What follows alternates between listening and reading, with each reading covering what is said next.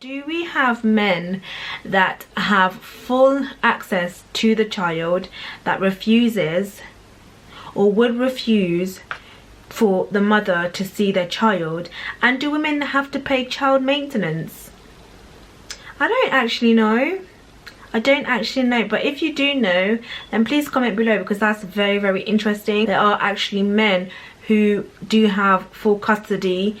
If the mother does not have main custody of the child, I'm sure that's for very, very good reasons. But yeah, comment below, by the way, if you know the answer to that, because I don't know the answer to that. Introduction. Babylon want me down. Selassie, the no rich. Ow. Hi lovely people, welcome back to Be Yummy, and thank you for clicking on this video. So it's going to be a really quick one. I'm going to talk about season 4 episode 8. Just before I get into the video, you guys know what to do. Hit that subscribe button and obviously give me a thumbs up if you enjoy my content. Don't forget to hit the notification bell if you do subscribe, so that you don't miss out on my videos. But let's get into the video. People that, you know, manipulate that system because of that, and you have, like you said, bitter baby moms. But the truth of the matter is, and this is where you still have to commend stand-up dads, like regardless, because at the end of the day, you can do CSA or whatever that child support maintenance is. It comes out of their paycheck straight. It's not even a thing. And 9 times out of 10, if your guys got it together, like, you're gonna get less than what he would naturally give you anyway. Do you get what I'm saying? And that's where you find proper desperate situations. And I'm not even gonna say anything after this.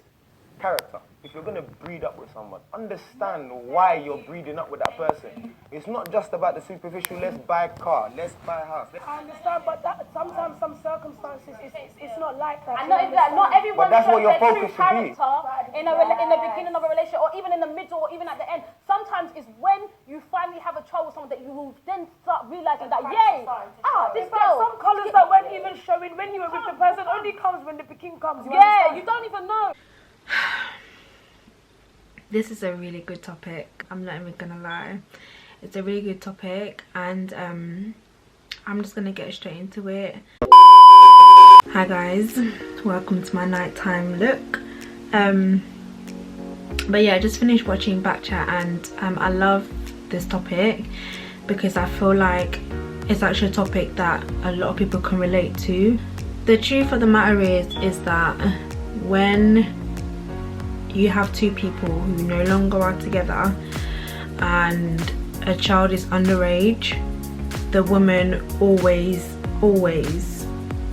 has rights to the child. I really felt like they really deep the question and they really thought about it properly. Like, it wasn't like people was trying to make jokes of it, or I don't know, maybe because Costello wasn't there or Mark wasn't there, you know, the general jokers.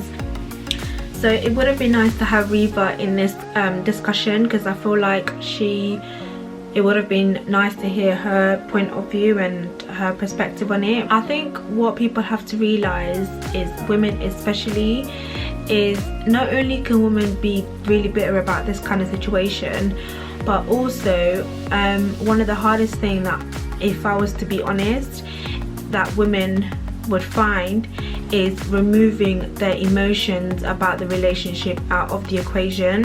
Now obviously before the child came, it was you and Bae, to get it, like it was you and the guy. Now that's a completely different equation. Now that the child has come, both parties have to learn to take away their feelings and emotions, and it has to be 100% about the kid. And for some people they can do it like that, and for some people it needs time for that to happen.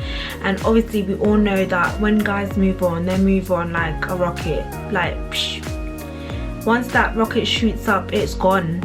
And a lot of the time that's how guys move on, so it's easy for them to, you know, remove or hide their emotions, camouflage it, or actually just get on. But for women, once that attachment is there, it's very hard. And a lot of women, so a lot of the bitterness stems out of that. It's the resentment, it's the not getting over the situation, you know, it's not having that closure. So they use that. Sometimes it's knowingly and sometimes it's deeply rooted. It actually changes the person. you know, in the way that they retaliate against the other person, not knowing that what you're doing is actually hurting and will eventually hurt your child. Now obviously, like they said in the question, we don't know at what level of abuse that they're talking, you know, that happened in the relationship. But one of the key things that they didn't really like focus on, but that kind of stood out to me, is the fact that she didn't report it. If the abuse was so much so that she wants to stop the father from seeing the child, why didn't you report that abuse? Again, I feel like a lot of the time why women, they use that their child as a bait, you know, against the guy, is to kind of keep that as like an open, as a key to keep opening that door, to manipulate the guy, to have that upper hand, to have that control over what happens next. You know, first it's going to be the abuse, the next is going to be, oh, you know, you're letting other women around my child, I'm the only man. Like, do you get what I mean? Like, it's never ending. Why? Because they're using the kid as a key to the control, for them to have that control. Now if the man was so abusive, sis, why didn't you report it? If he was so abusive that, you know, you don't want him to ever see his child, why didn't you report it? You know, and what she has to ask, and what every woman has to ask themselves, is, are you still feeling bae? You know, are you still feeling the guy? And also, are you still hoping that there might be something there? Because I feel like it's that hope, that little gap of hope, that keeps these women going crazy and use their kids as baits. It's a really, really deep topic, and I really like the way that they handled the conversation, each and every single one of them.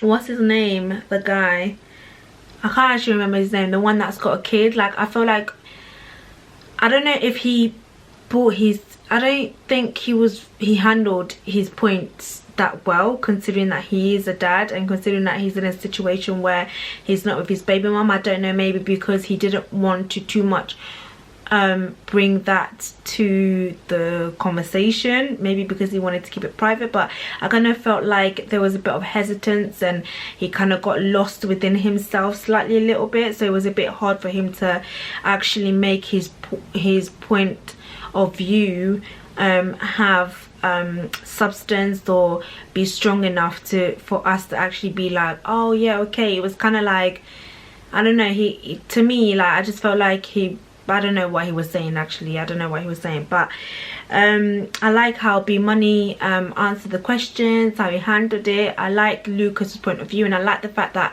Lucas was trying to stretch at the fact that, you know, the cultural aspects of things, you know, you need to know who you actually having a child with, and also if it's a matter of you playing around, or if it's a matter of you actually having a child with somebody. Those are two completely different things. I kind of wish that Sylvia had more of an input, because obviously in her VT, is that what it's called, or her solo part, she expressed how her co-parenting relationship is A1, but during the whole conversation she spoke very little. So it would have been nice for her to hear, you know, a little bit of how she got there, because obviously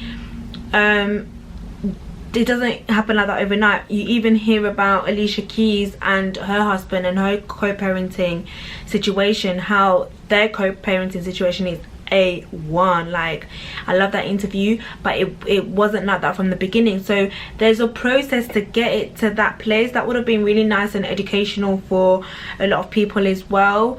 But in general, I like the way the conversations were held. I felt like they were held maturely, definitely a lot better than usual. So yeah, I was really happy about that. So I really liked the topic. I really enjoyed it. I liked the way the cast handled the conversation. I felt like it was very mature.